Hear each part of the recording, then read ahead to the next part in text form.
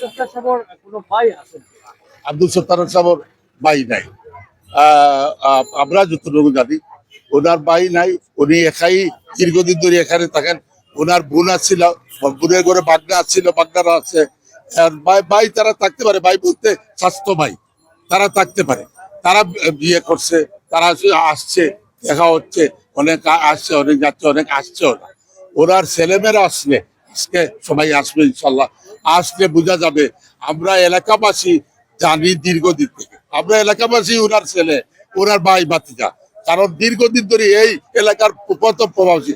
আপনারা জানেন সিলেটের একজন প্রতিষ্ঠিত ব্যবসায়ী।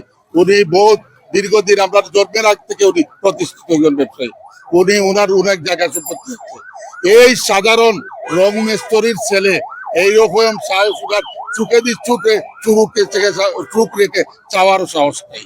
কিন্তু এইটা আমরা আশা করছি এইটার নিশ্চয় এটার ভিতর দিয়ে বড় ধরনের কোনো কারণ হয়ে যাচ্ছে।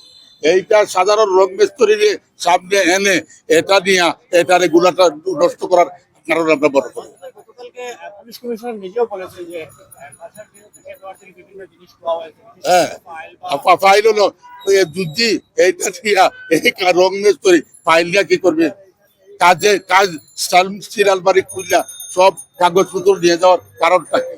এইটা এই জন্য আমরা এলাকাবাসী তথা সিলেটবাসীর প্রশাসনের কাছে অনুরোধ, আমরা এই মেইন মোটিভটা বাইর করে আমাদের সিলেটবাসীর এই আতঙ্ক থেকে, এই বিশাল আতঙ্ক থেকে আপনাদের মুক্ত করা হোক। কারণ এটা বহু বড় আতঙ্ক, ছোটখাটো ব্যাপার না।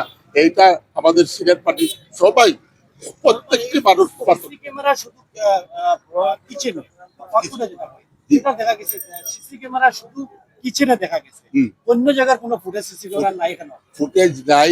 এইটা সে দুইটা কাটছে, তারা যেভাবে হোক বলা হোক, সে জানতে যাই না পয়লা সিসি ক্যামেরার ইয়েটা কাটছে, ওয়ারটা কাটতে দিচ্ছে। আর কিচেনের এইটা ঠিক আছে। এই জন্য সিসি ক্যামেরা তো ভাই আপনার জিয়ার মধ্যে সারা পাড়ার ক্যামেরা গুলো ফেসবুকে গেছে না, এগুলা বিষয় না। বিষয় হলো যে একজন আসামি যেহেতু প্রকৃত ধরা হচ্ছে, এইটার পিছনে আমরা সিলেটবাসীরা চাচ্ছি যে এত বড় হত্যাকাণ্ড আমরা মেন মোটিভটা বাইর করে দিয়ে আসা।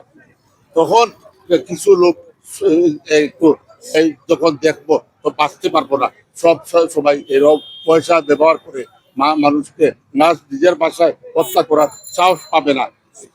এইটার জন্য আমরা বলছি, আমরা সিলেটবাসীর দাবি যে মেইন আসামিগুলা পিছনে কি রয়ে যাচ্ছে বাইর করে এনে এটা সবার সামনে প্রকাশ করা হোক এবং উপযুক্ত শাস্তি যত দ্রুত গতিতে সম্ভব, এটাই আমরা আশা করি। শুধু প্রেম গঠিত একটা বিষয় নিয়ে একজন রং মিস্ত্রি হুট করে বাসার মধ্যে ঢুকে এই সংক্ষিপ্ত সময়ের মধ্যে তিনটা হত্যাকাণ্ড সংঘটিত করে পালিয়ে যাওয়ার কথা নয়। এখানে আরো বেশ কিছু বিষয় থাকতে পারে। এই আমরা সন্দেহ করি যে তার বেশ কিছু সম্পত্তি নিয়ে বিরোধ আছে, মামলা ছিল, সেই মামলার হাজিরা ছিল 19 তারিখ, আগামী 19 তারিখ মামলার হাজিরা। এর আগেই তাকে এবং তার পরিবারকে নৃশংস হয়ে হত্যাকাণ্ড সংঘটিত করা হয়েছে। আমরা দূর দাবি জানাই যে এই রং মিস্ত্রির সঙ্গে, যদি রং মিস্ত্রি প্রকৃত দোষী হয়ে থাকে, তাকে তো গ্রেপ্তার করা হয়েছে, তার সঙ্গে আর কারা জড়িত আছে তাদেরকেও গ্রেপ্তার করে দ্রুত বিচার ট্রাইব্যুনালে বিচার সম্পন্ন করে ফাঁসিতে ঝুলিয়ে হত্যাকাণ্ডের বিচার সম্পন্ন করার জন্য আমরা জোর দাবি জানাচ্ছি।